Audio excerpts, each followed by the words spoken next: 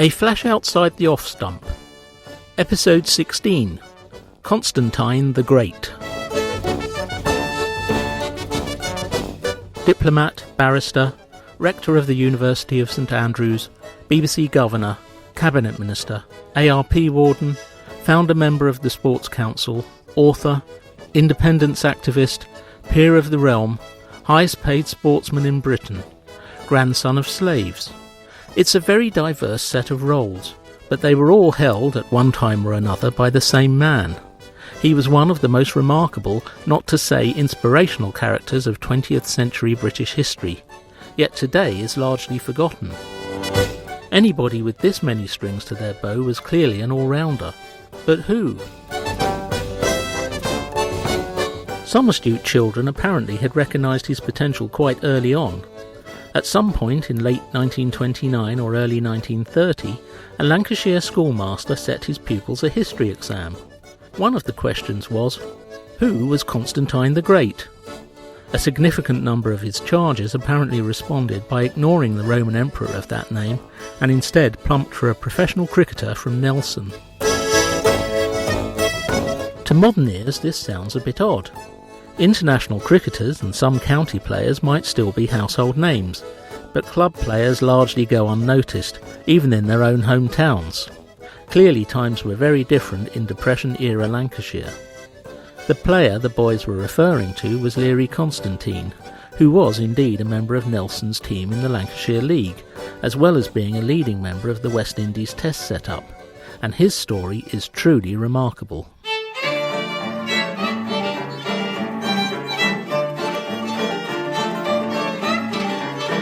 Cricket was definitely in the young Learie's blood.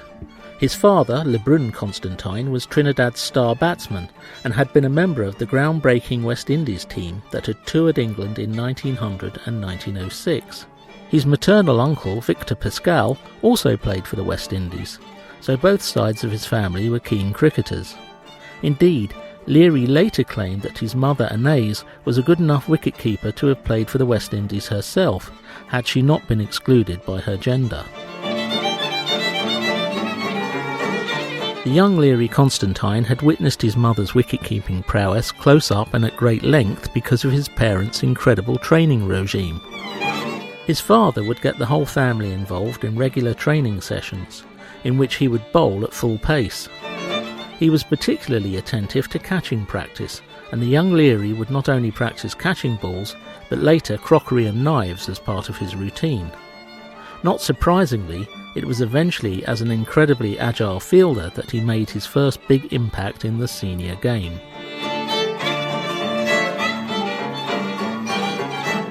But that was still some way off. Learie spent his childhood in Maraval, now a prosperous suburb of Port of Spain, Trinidad's capital. At the beginning of the 20th century, it was the route by which cocoa from the plantations in the Diego Martin Valley entered the capital. Learie Constantine, despite his fame and prowess as a cricketer, still had to work for a living, and was the overseer of one of these plantations. At that time it was still fairly unusual for a black Trinidadian to hold such a position, but Learie was fortunate to have in Sidney Smith a liberal and far-sighted employer who was prepared to look beyond his skin colour and see the potential of the man. Undoubtedly his skill and status as a cricketer helped too.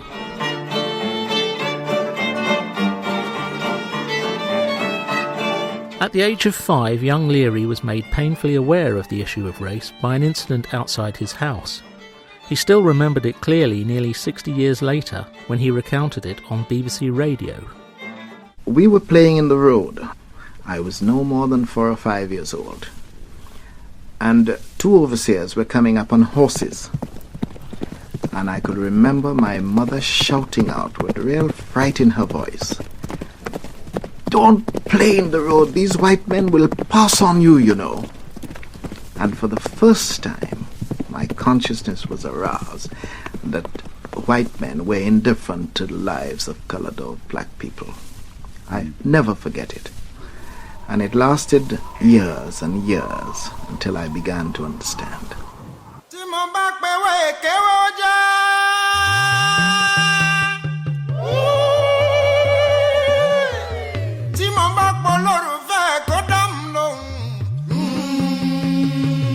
Learie had a clear sense of his roots from an early age. His maternal grandfather, Ali Pascal, had died at an advanced age when Learie was 8. Learie and his younger siblings were each lifted over the open coffin 3 times in a Yoruba ceremony that had come from Africa with their ancestors. Ali had been born in Venezuela. His parents had been enslaved a few years earlier in the Niger Delta and carried away to South America on a Spanish slave ship. As a teenager, he had escaped to freedom in Trinidad by paddling across to the islands by canoe in the company of a young female slave called Malvina, who he later married. Learie's paternal grandparents had been born free, as the British had abolished slavery on the island in 1834, but their parents had been among the last to be imported legally into Trinidad. It is thought that the family acquired the surname Constantine because they had belonged to a French farming family of that name. In 1838, former slave owners had been able to claim compensation from the British government. Among those claiming from Trinidad were Jean-Baptiste Constantin, Rose Constantine and Catherine Constantine, who owned a total of 15 slaves between them. This was a drop in the ocean compared to the 17,539 slaves freed in Trinidad as a whole, but it seems almost certain that this 15 included Lebrun's grandparents. The Constantines lived well by the standards of other black Trinidadians, and had aspirations to become part of the new middle class, but they were far from wealthy. Lebrun, despite being widely recognised as the island's best cricketer, was set to miss the second West Indies tour to England in 1906 because he couldn't afford the fare. On the day the ship carrying the rest of the team was due to set sail, he was wandering down to the harbour to see his teammates off, when a local businessman, Michael Maillard, wished him good luck for the tour. Lebrun disconsolately replied that he was unable to go on the trip. Maillard immediately offered to fund his participation on the tour and sent Lebrun home in his carriage to fetch his possessions. While Lebrun was gone, Maillard toured the Port of Spain shops, filling a trunk with all the clothes and kit needed for the journey. By the time Lebrun returned from Maraval, the ship had sailed, but Maillard's determination to see him on the tour knew no bounds. He immediately chartered a fast launch, and they set off in pursuit of the liner, catching it before it reached the open sea. With barely half an hour's notice, the Constantines found their father gone for 6 months, and Michael Maillard's generosity did not stop in 1906. He continued to support the participation of Lebrun and later Learie right up until 1939.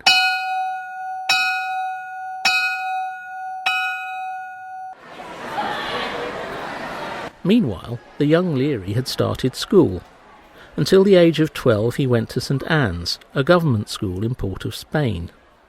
It was here that he made the acquaintance of C.L.R. James, whose father was the headmaster.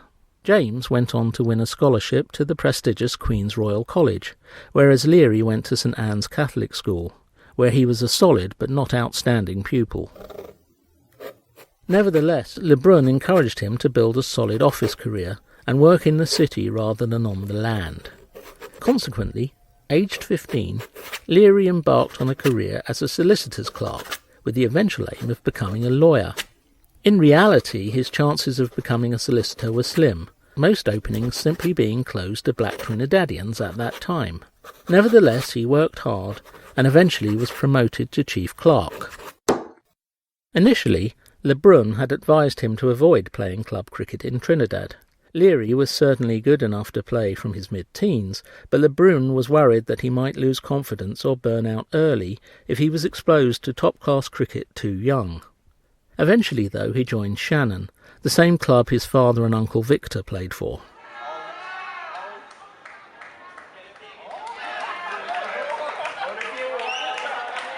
Like other aspects of island life, cricket on Trinidad was defined by race.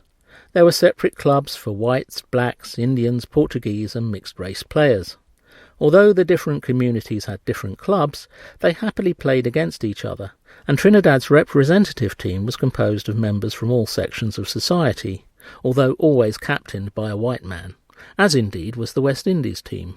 Learie finally made his debut in first-class cricket in 1921, when, at the age of 19, he was selected to play for Trinidad in the triangular tournament against Barbados and British Guiana. An unfortunate error almost snuffed his first-class career out before it had begun. He was scheduled to play at Queen's Park Oval against British Guiana, but the local newspaper printed the wrong start time. Learie arrived at the ground to find the match already underway, with somebody else having taken his place. He was given a second chance against Barbados, and again things didn't start well. He was out for a duck in his first innings, although he did make 24 in his second. He also took 2 wickets for 44 runs and took a good catch in the slips. He was selected again for Trinidad in 1922, this time making the journey to British Guiana, his first time outside the island. His bowling and batting weren't particularly successful, but during the game he was moved from slip to cover, where it was discovered that his fielding was very effective indeed. He was selected for the next match almost entirely on his cover fielding ability. Apparently, this aspect of his game also impressed the captain of Barbados, Harold Austin, and he picked Learie to join the West Indies tour to England in 1923.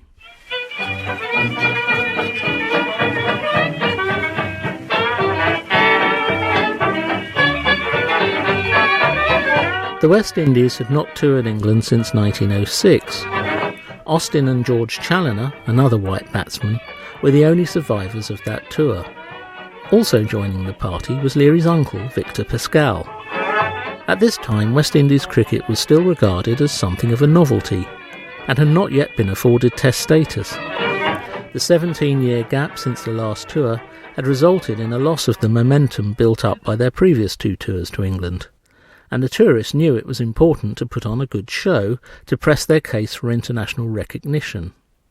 Expectations in England were not high, and it was assumed that the islanders would struggle against all but minor counties opposition.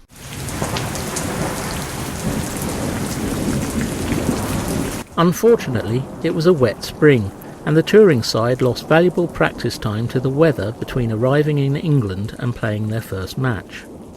Their opening game was against Cambridge University, where they were heavily defeated by 9 wickets. Moving on to Hove, they managed a narrow victory over Sussex before drawing with the MCC at Lord's. This was followed by a crushing 144-run defeat against Hampshire, and another heavy defeat to Middlesex. A month into the tour, it looked as if the naysayers were right, and West Indies cricket just wasn't up to snuff.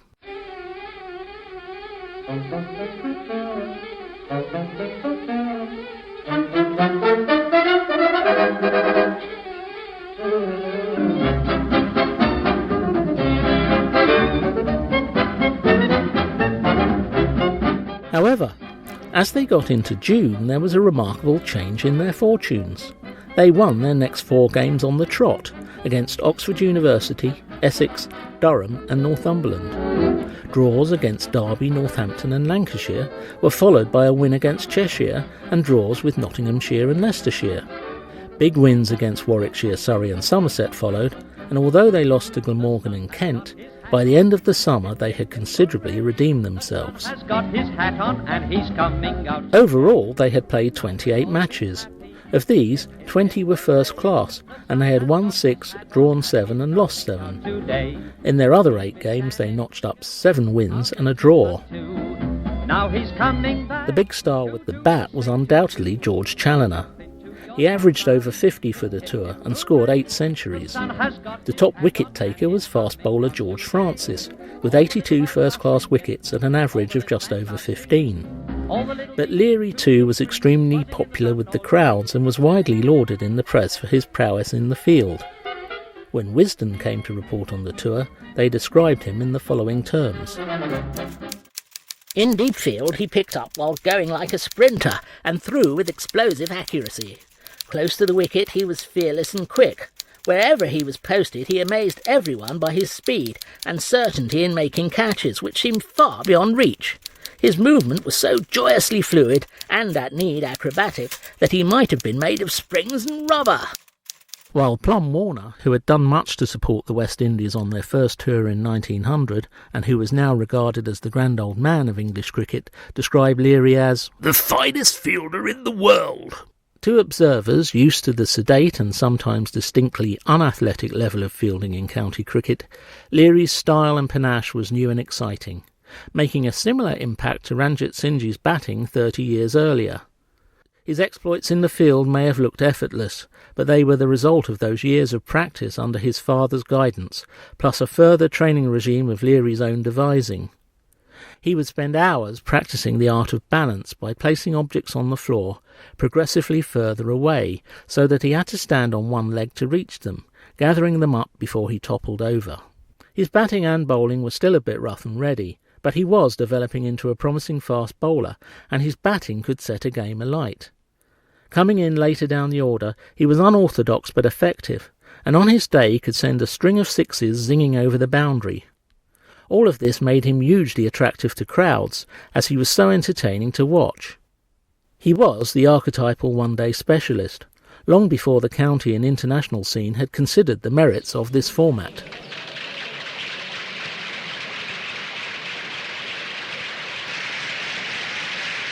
Challoner and Constantine emerged as the stars of the tour, and were the players most used, each appearing in all 20 first-class matches. Learie's tour stats don't really do justice to his impact, because bare stats neither cover effectiveness in the field or entertainment value. He only made 2 50s with the bat, and had a top score of 77 and an average of 15.74. His bowling average in first-class games was 21.86, and he took 15 catches. But he had caught the imagination of the public, and the eyes of those in the know. A string of England's most influential and senior players sang his praises, including Patsy Hendren and Herbert Sutcliffe. Most importantly, he was taken off by the great Jack Hobbs for a one-to-one coaching session.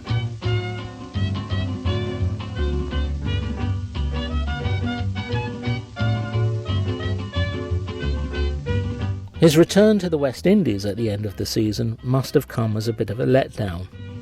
For the next few years he bumped along, playing mostly for Shannon and turning out for Trinidad a couple of times a year. He played for the West Indies again when the MCC toured in the winter of 1925-6, but his life was mainly taken up with working as a clerk and weekend cricket. By now, he had moved jobs and was working as a clerk in the new Trinidadian oil industry. As well as cricket, he was also making a name for himself as a footballer and sprinter, even beating the Trinidadian champion over 100 yards on one occasion. In 1927, he married Norma Cox after a long courtship, and the following year their daughter Gloria was born. Learie was at a crossroads. Now, with a family to support, he faced a future where his employment prospects were limited by the conventions of colonial society, and the opportunities to play first-class cricket extremely limited. He was facing a watershed moment, and he responded to it magnificently. Faced with a glass ceiling at home, Learie decided that his best chance of building a secure future for his family was in England. He had seen English cricket at first hand on the 1923 tour. The scale and size of the grounds were way beyond anything in Trinidad. In England, there were hundreds of professional cricketers, and a man of Learie's talents ought to have no trouble joining their ranks. Another West Indies tour to the mother country was due to take place in 1928, this time with full Test status. Learie upped his already stringent training regime. He was going to use the tour to showcase his talent and win a professional contract in England. When he arrived in England in April 1928, just as his baby daughter was arriving in Trinidad, he was a very different player from the young man of 5 years earlier. He was now in his prime, 26 years old, one of the fastest bowlers in the world, and a hard-hitting and dynamic batsman. He started as he meant to go on. In the first match of the tour at Derby, he came into bat with the West Indies 8 wickets down and still 40 short of a win. He quickly guided them home with a swashbuckling 31 not out, composed of 7 fours and a 3. He followed this up with a century against Essex in the West Indies' second match. He was already earning a reputation as a crowd pleaser. The next game of the tour was against Surrey, and Learie was in form with the bat again, scoring a century in the first innings and 60 not out in the second, but he tore a muscle in the process. Learie was all too aware that the games at big venues would be his most effective showcase. On the first visit of the season to Lord's, the match against the MCC had been severely restricted by rain, with only 31 overs played in total. Returning to that august venue to play Middlesex, it was vital for Constantine's ambitions that he put on a good show. On the eve of the match, he was examined by a doctor, who advised a complete rest from cricket for 10 to 12 days. If Learie ignored his advice, he was told he might do himself permanent harm. Learie found himself with a dilemma. He could sit out the next few games and be fit again in time for the first test, but he also knew that because of the bad weather in the early part of the season, the tour so far had run at a loss, and the businessmen at home who had bankrolled the tour, including his old friend Michael Maillard, faced heavy losses if the tour wasn't successful. As the man the crowds were coming to see, his participation in as many games as possible was vital. Furthermore, unless they could do well against Middlesex, few people might be expected to turn up to the first test against England. Against doctor's orders, he decided to play.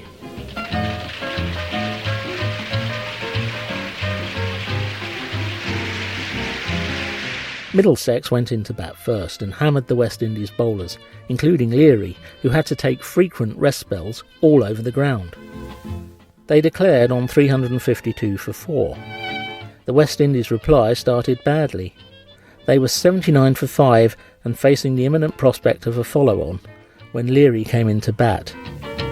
He laid into the Middlesex bowlers with gusto and scored 86 in an hour, meaning that Middlesex were forced to bat again.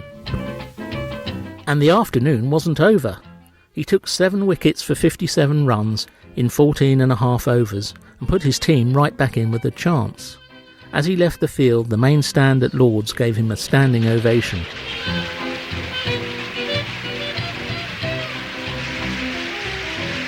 Having bowled out Middlesex for 136, the West Indies now needed 259 to win, but were soon struggling on 121 for 5.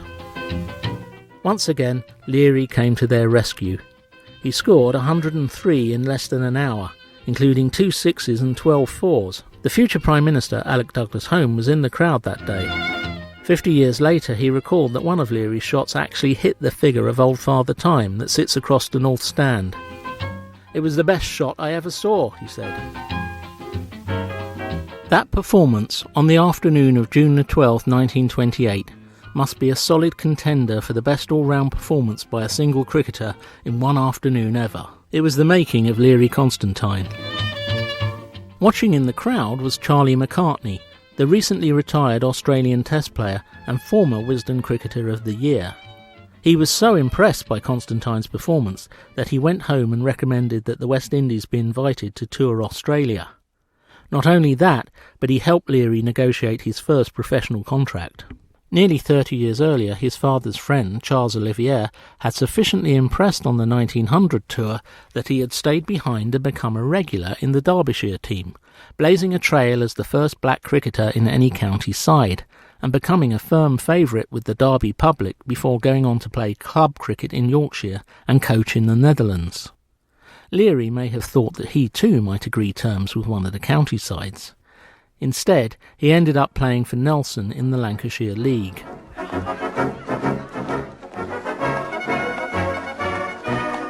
At first sight, signing for a local team in a small mill town seems like an odd decision for a man who was more than capable of holding his own in first-class cricket. But the simple truth is that in the late 1920s, league cricket was where the money was. Learie was initially engaged by Nelson on a 3-year contract, covering the summers of 1929 to 1931. He was to receive a basic salary of £500 a season at £25 a week for 20 weeks. Additionally, his enormous fares would be paid to and from Trinidad each year. On top of this, there was up to a further £100 available each year in performance-related bonuses. At a time when even the very best footballers in England had their wages capped at £8 a week, Learie was earning more than 3 times as much.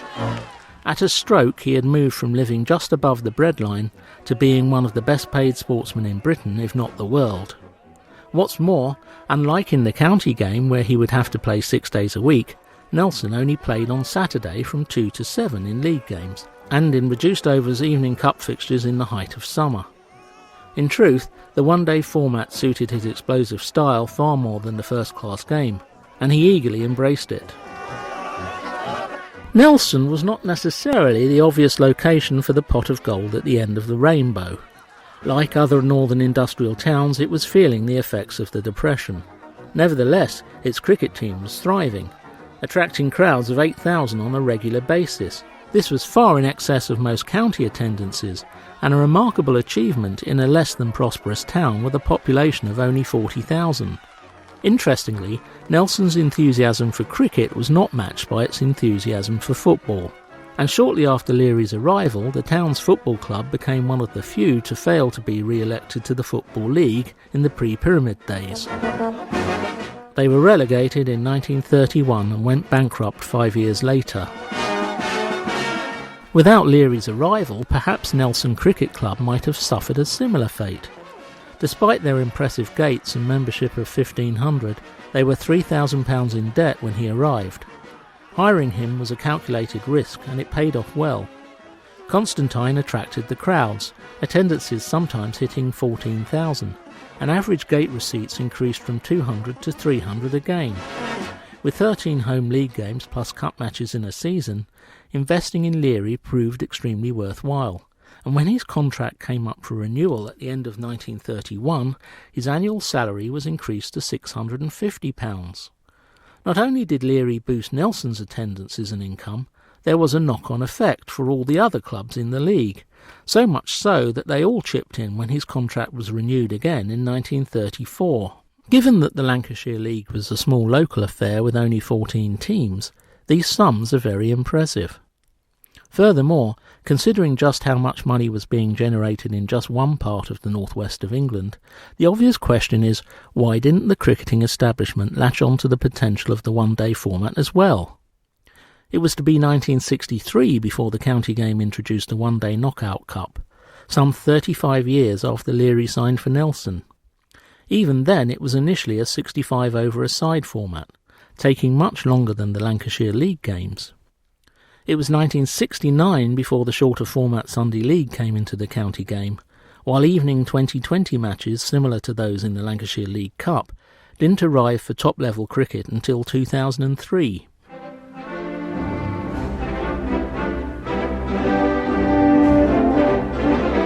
The answer goes back to the way in which English first-class cricket was tied into establishment traditions. Like many other institutions and sports, cricket had a colourful and dynamic past. In the early days, all kinds of formats and team sizes were tried out. In the mid-19th century, cricket had been, like football and rugby, a battlefield for competing visions of the future. Class conflict loomed large in the world of Victorian sport, and nowhere was the division more obvious than on the cricket field. Whereas the breach between working-class professionals and elite amateurs led to schisms and splits in the various football codes, cricket was different. Perhaps because it had extensive aristocratic patronage, long county traditions and many former first-class players in positions of real political power, it was a game where the establishment would countenance no surrender. Perhaps this was at least in part because cricket played such an important part in Britain's imperial initiatives. Completely professional outfits like the All England 11 of the mid-19th century were not to be tolerated.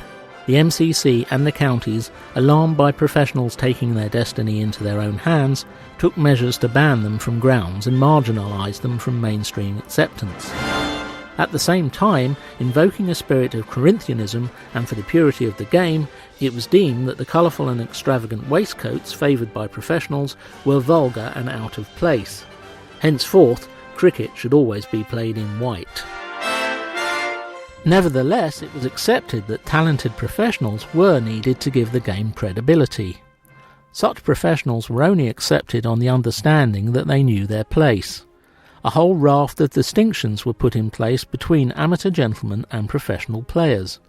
The two groups had separate dressing rooms, hotels and classes of railway travel. Players referred to gentlemen as Mr. or Sir, but were addressed by their surname in return. Their wages were strictly capped, and they were often subject to arbitrary and petty discipline. Team captains could only be gentlemen, even if they were the youngest or least experienced in the side. Additionally, gentlemen, although nominally amateur, often received extremely generous expenses and lavish gifts from their counties.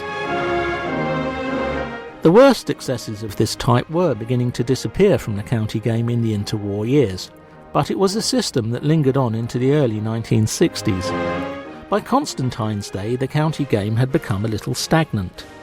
County grounds had a carefully fostered air of timelessness about them, as those in charge sought to maintain the environment of their youth. The cricket establishment had forgotten cricket's vibrant past and sought to preserve a particular 19th century type of the game in aspic. Double innings games were held up as the only proper form of cricket, and first-class status, something which has always been rather arbitrarily granted, was jealously guarded. At the same time, there was a lot of complacency. Having decided around the turn of the century that some counties were first class while others were not, the championship was a closed shop, with no promotional relegation. Some players could be rather lethargic and world-weary, almost hoping that rain would stop play, while others would be quite happy to take a couple of days to mount an entirely defensive innings just to make their averages look good. This wasn't to say that there weren't great or exciting players in this era. One only has to think of Jack Hobbs or Harold Larwood. But outside the test arena, the game wasn't exploiting its potential. Learie made his feelings about county cricket clear in an interview with the Northern Echo in 1929. Although Nelson is in Lancashire, it sits right on the boundary with Yorkshire, and so the interviewer asked his opinion on the Roses match. Learie didn't hold back. He lambasted them for taking 6 or 7 hours to score 200 runs. He went on to criticise their orthodoxy and timidity as bowlers and fielders. Finally, he bemoaned how long county batsmen needed to get their eye in, and wondered whether they had an unwritten no boundaries before lunch rule. Learie was still early on in his English cricket career and was perhaps a little naive. The interview was syndicated beyond the local paper and received rather more attention than he expected. It was later used, in 1932, as an excuse to refuse him a professional contract to play for Lancashire, although other evidence suggests that this was merely a smokescreen, and that there were those, both within the team and the membership of Lancashire County Cricket Club, who strongly opposed his inclusion on grounds of colour. Playing for Lancashire would undoubtedly have given Learie more first-class matches in his career, and perhaps a much higher profile in the rest of England. But he almost certainly would have earned less money, and had less fun playing, than he did at Nelson. As for Nelson itself, what did this hitherto insular mill town make of Learie and Norma? And what did they think of it? It's fair to say that there was a learning curve for both sides.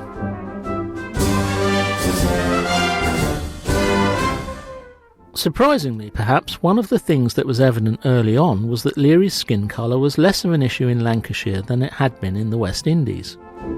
At home, skin tone mattered immensely and largely determined one's place in society.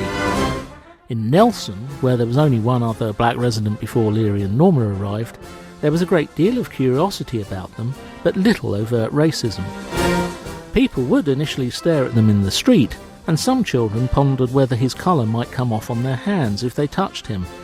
But Learie put most of this down to ignorance, and in an age and an area where children were more likely to have seen blacked-up minstrels in the music hall than a real person of African origin, their misconceptions are perhaps understandable. On the whole, in that first summer, the cricket fans in the town warmed to Learie quite quickly, but the rest of the people were courteous but reserved. Learie received some letters welcoming him, but he also received a few racially abusive ones telling him to go home. He was also racially abused by a teammate during one match in his first season after he accidentally ran him out. Learie made his objections felt in the strongest possible terms, and there was never a problem with the player concerned again.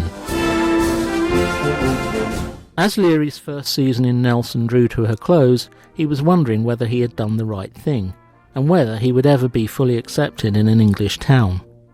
The money and the cricket were good, but he felt isolated and was sure that this must be even worse for Norma. He put it to her that perhaps he should break his contract and not return for a second season. Norma gently reminded him that what they were doing was for their daughter's future, and that Nelson opened up possibilities that were simply not available in Trinidad. Learie resolved to stay, and at the end of the season his teammates, impressed by his hard work, asked him to captain them on a short tour to Scotland. With his fellow players' acceptance assured, the future in Nelson looked a good deal rosier. After the Scotland tour, the Constantines returned to Trinidad for the winter, stopping in New York en route, where Learie had been asked to play in an exhibition match by the city's Caribbean community. Feeling that Nelson was now where their immediate future lay, they returned in the spring, this time with daughter Gloria in tow. Now their relationship with the town, helped by having a child at school with all the relationships and interaction that brings, began to grow. At the same time, Learie was being recognised as a major asset for the town. Not only were his performances on the pitch bringing money and success to the club, but as a club professional, he was also expected to coach the town's aspiring young cricketers. He turned out to be a patient and inspirational teacher, with a marvellous rapport with children, much to the delight of their parents. By the end of the 1930 season, they could afford to rent their own house, and that winter the family stayed over in Lancashire, although Learie himself was touring Australia with the West Indies from November to March. In fact, the house on Meredith Street was to be their home for the next 20 years. By now, Learie was also thinking about becoming a writer. He decided to write about his early experiences in Trinidad and about coming to England to play cricket, and he turned for advice to his old acquaintance CLR James. Coincidentally, James had been thinking about coming to London to try and advance his own writing career, and subsequently arrived in the spring of 1932. James may have started to make a name for himself in Port of Spain, but London was a hard nut to crack for a recent arrival, and by May he was running low on cash. Learie generously offered to put him up for as long as he needed, and so it was that Nelson's Trinidadian community expanded once more.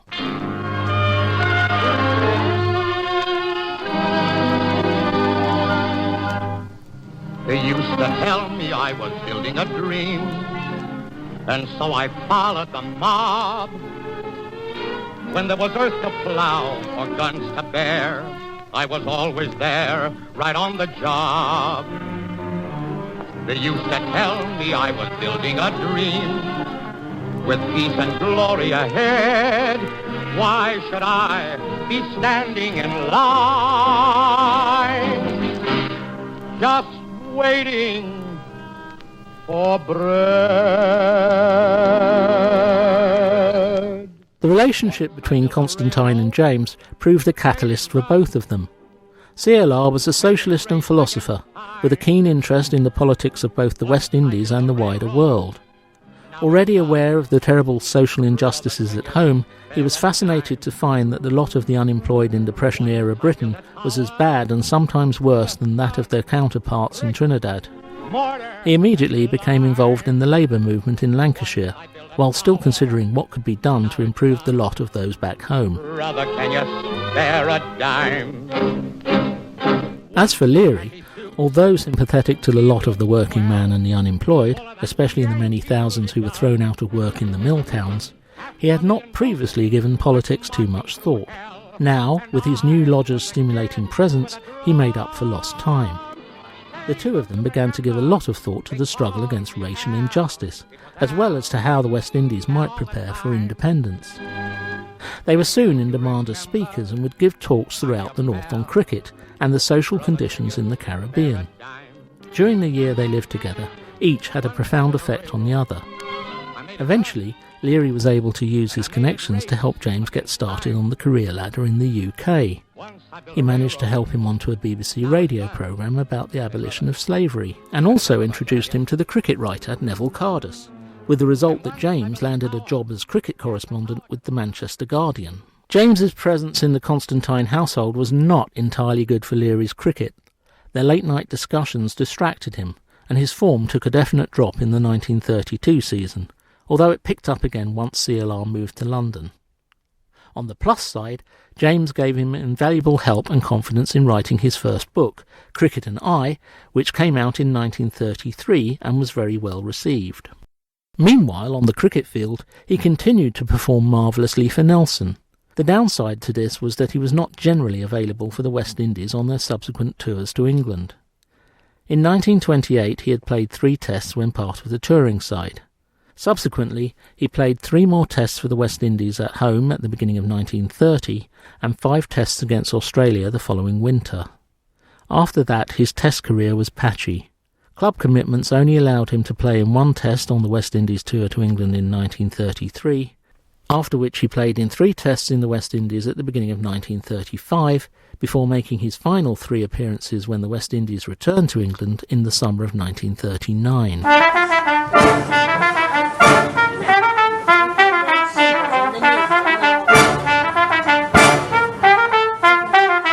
By then, he was no longer a Nelson player.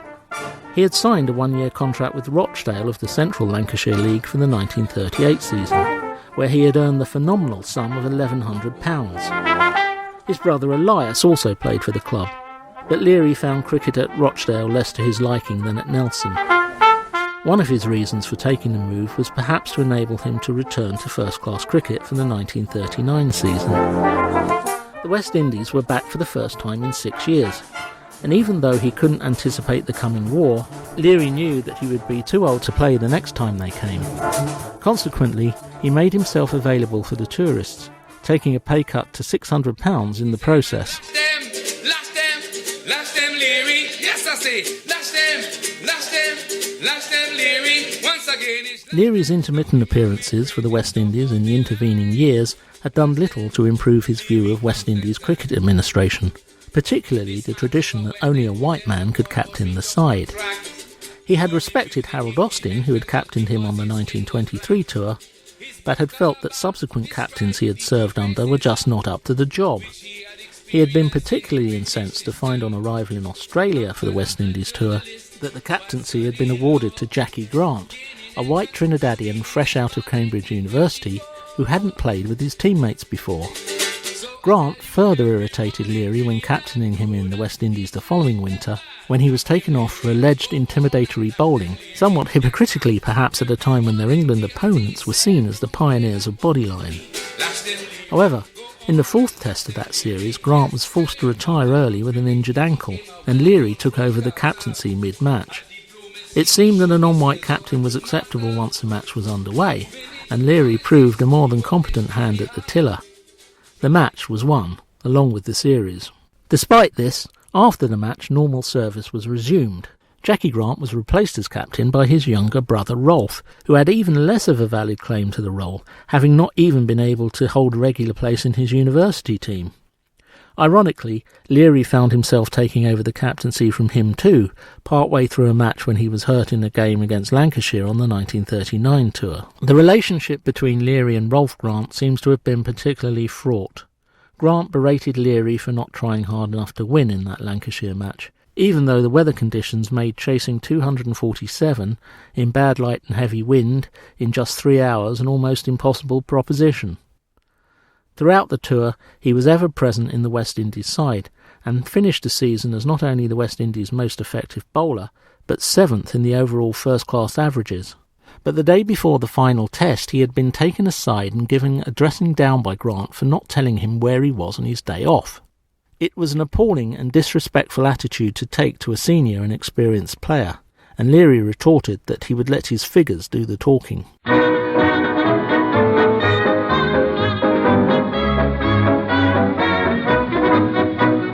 Mother dear, I'm writing you from somewhere in France, hoping this finds you well.